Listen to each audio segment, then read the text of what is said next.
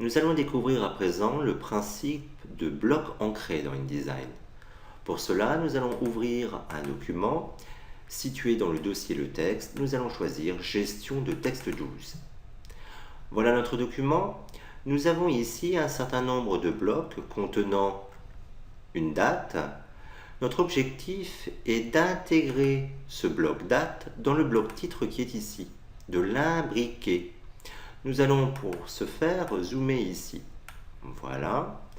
Nous allons sélectionner notre bloc date et nous allons couper ce bloc. Édition, couper, raccourci clavier, CTRL X sur PC, POM X sur Mac. Voilà. Nous allons prendre l'outil texte, nous allons positionner notre curseur dans le bloc d'accueil ici et nous allons coller. Édition, coller ou CTRL V, POM V sur Mac. Nous avons intégré notre bloc date dans notre bloc titre. Nous pouvons voir que lorsque nous déplaçons notre bloc titre, le bloc date suit. Notre bloc date est donc enfermé ici dans le bloc titre. Nous avons affaire à un bloc ancré.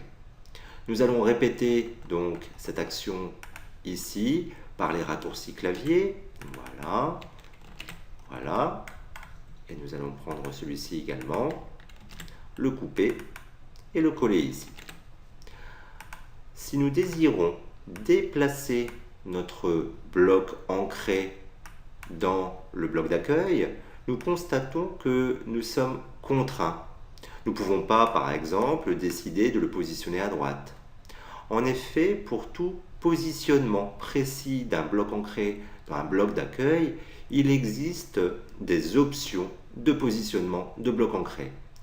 Pour accéder à ces options, nous allons passer par le menu Objet et nous avons ici Objet ancré, Options. Nous allons cocher Aperçu pour contrôler et nous voulons donc positionner de manière personnalisée ce bloc ancré.